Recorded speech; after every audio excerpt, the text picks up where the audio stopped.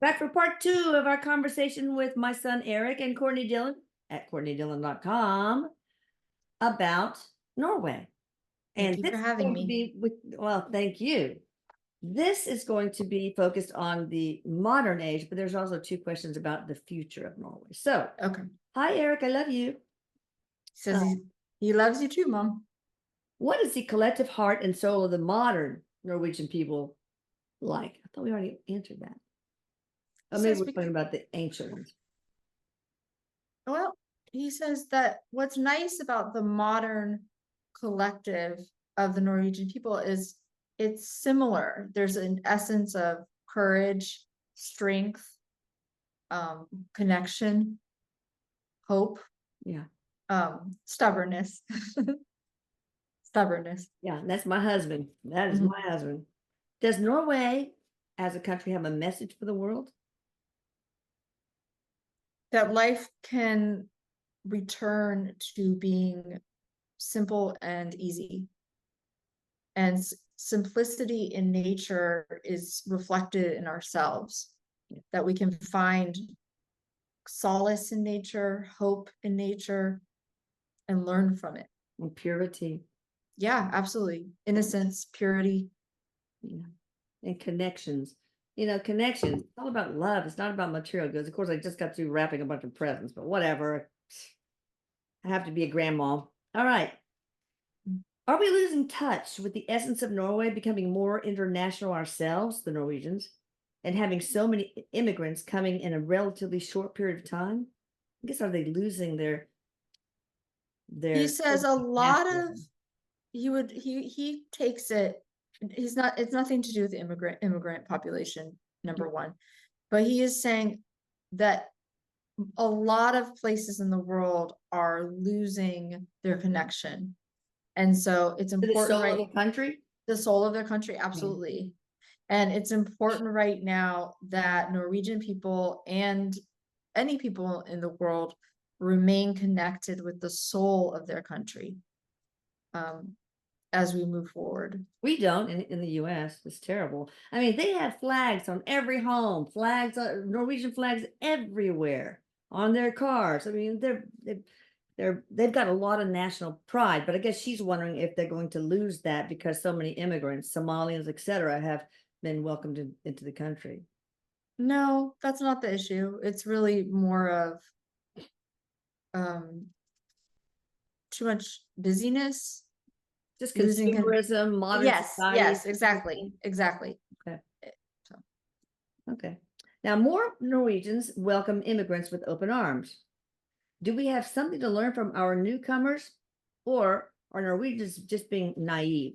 They have a very strict immigration policy. I know my nephew works in it. Stamp, nope, abort. He says that it's important to open your arms to the people who are coming in, that there will be problems, but also opportunities to learn from and integrate with new populations. So yeah, it's an opportunity. They immerse themselves into the culture, learn the language, and every time I go there, when I see immigrants, they speak Norwegian very well, and so I don't know if all of them do, but are Norwegians losing their essence? I think we already talked about that, right? Mm-hmm. Okay. Yeah, we answered that. How to integrate immigrants in the best possible way? Giving immigrants the same rights and opportunities as native Norwegians is important. Offering them opportunities to learn the language, to assimilate in the culture, and to have the children go to Norwegian schools, etc. That's the best way. Oh yeah, of course. Offering it's showing me, like, if you have a neighbor who's an immigrant, like inviting them to your house, offering them food, that kind of thing. Yeah, not lutefisk, okay? It's gross. It's like fish jello. Okay, Norwegian has oil. We're going to have, for you Norwegians out there, we're going to have fårikål and pinnekjøtt and cold root and potatoes, of course, and it's gonna be good. All right. Norway has oil. Being a land known for its nature, it's kind of in contradiction to the fact that we supply and thrive off oil. How does this oil supply impact the world, and how does oil production impact Norway? Well, it looks to be, and I don't know the numbers or anything, but he's telling me it's a really huge supply of oil. Like maybe, we've got like the Middle East, and then Norway's somewhere around there. So it's pretty big.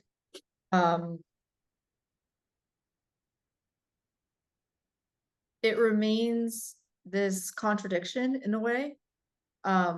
Yeah, because the fossil fuels are supposed to cause climate change, and that hurts the earth, and that hurts nature, and that means nature is harmed. So that's we will move away from our dependence on oil in the coming decades, he's saying. It will not be overnight, and there are vested interests in oil and people making money from oil that are not always positive, but that this will in some way, shape, or form begin to lose steam or momentum, but it's not for a few decades. I mean, we're talking like I don't think we'll ever, until we run out completely,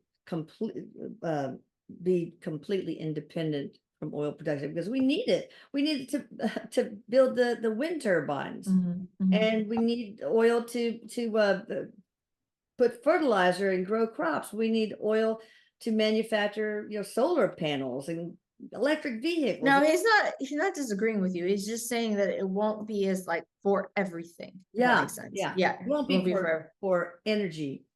Correct. As much. I mean, their hydroelectricity is really huge in Norway. And solar, I mean, this not just in Norway, but solar will take a bigger position on the planet. Solar energy. Yeah. But just materials. It's going to be tough to get away from that. Okay, as a citizen, how should we thrive in Norway? Any advice, Erik, to Norwegians on how to better thrive? Continue to pay attention to the ways of your ancestors, embody the courage of the Norwegian essence. Yeah. And he's talking about staying connected to nature, because we can learn a lot from the patterns, particularly in nature. Unleash your inner Viking. Exactly. I mean, he's talking about this courage, is like the inner Viking courage. Yeah. Cool. Very cool. All right. Politics in the 1950s was about building the country together, equality, housing, work for all. What happened to this chain of thought? And this place, we are now much more greed and me and myself and I kind of thinking. I didn't know that there was, maybe that's what my husband was referring to. He says it's there. It's still better than the US in some ways, because there is for example, it looks like healthcare for everyone type of thing. There looks to be he's showing me a pregnant woman, so I think there's a lot better maternal care. Oh, yeah. And fathers and mothers get leave after having right. So there is still the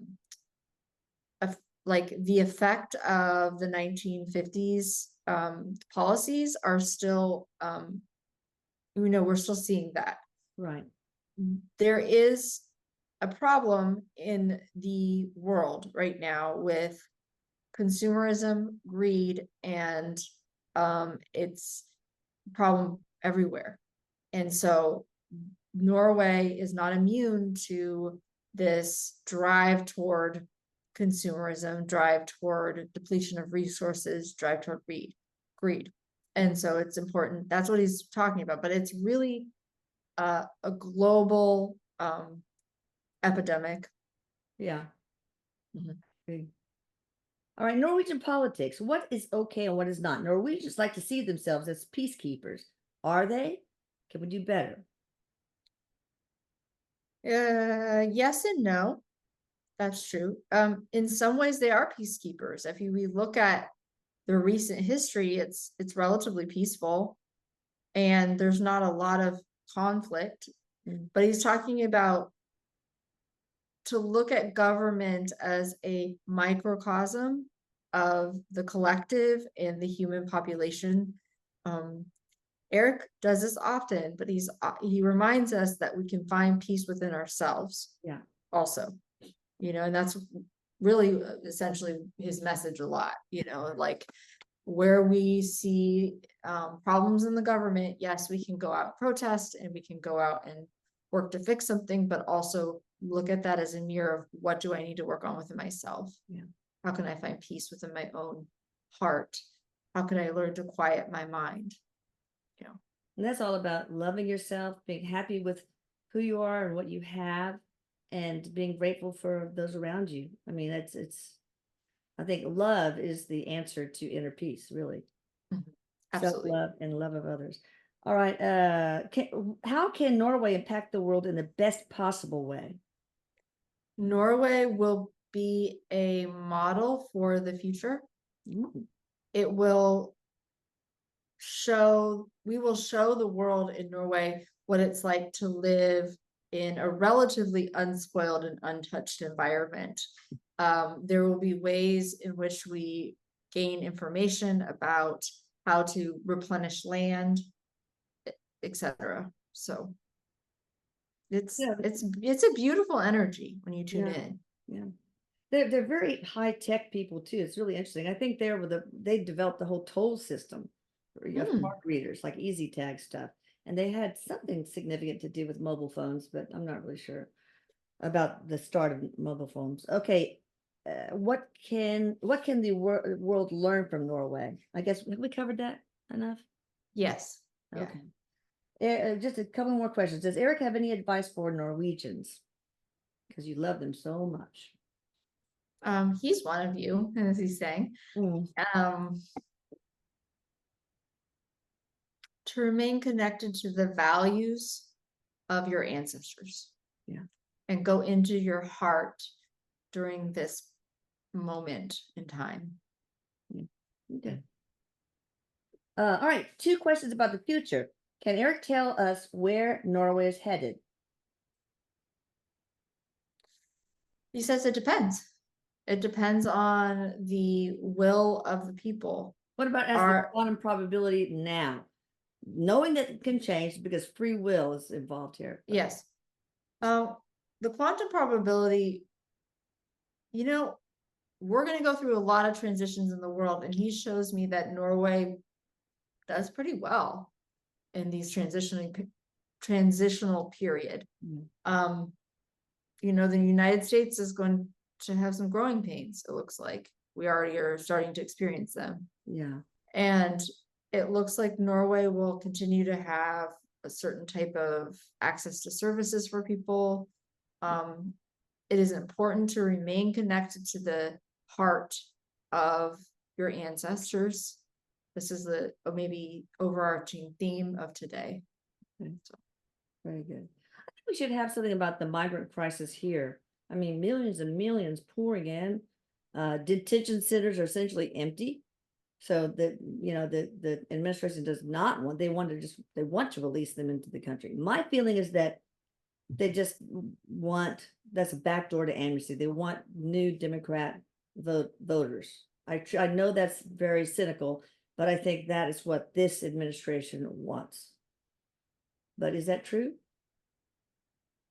Why did they stop building the wall? The Remain in Mexico policy? Why do they not detain them? Why did they just let them go and come back in 10 years to your court? He's talking about instability. There's like a move to create some instability and chaos. Okay. And I think we're witnessing it. We can see it. That sort of thing is happening. Yeah. I was very, very disappointed in New York City, Thanksgiving, the people doing the food feeding, the meals, hot meals, made all the New Yorkers get in the back of the line, let the migrants go first. And then by the time they got up to the head of the line, there was no more food. So it just seems like in so many cases, I mean, everybody is equal, but, I think that we have a responsibility to citizens. Homeless vets are sleeping under bridges, and the migrants get a $500 a day hotel room in New York. So I don't know. It's a thing with me. But I love Hispanics. They have we can learn so much from them. They have this great sense of family, but still, everybody is worth something. All right, last, how to preserve this precious gem of a country, Erik, Norway.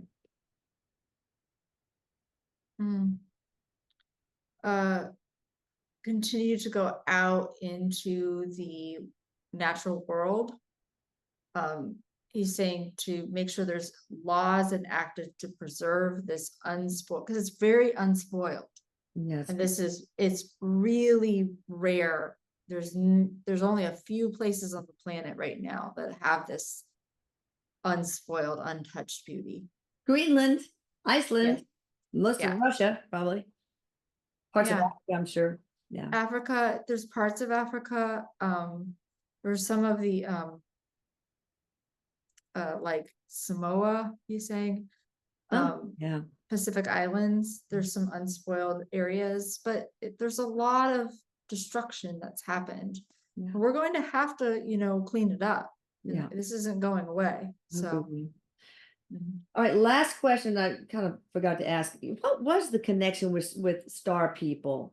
Did they help you? Did you have direct interaction with like Anunnaki or yeah, he's saying there are, I mean, it's like there's like a confluence of different star people and their influence on the planet, but they gave humans, what we would consider humans as we evolve, knowledge and information. So we got a lot of our technologies from star people.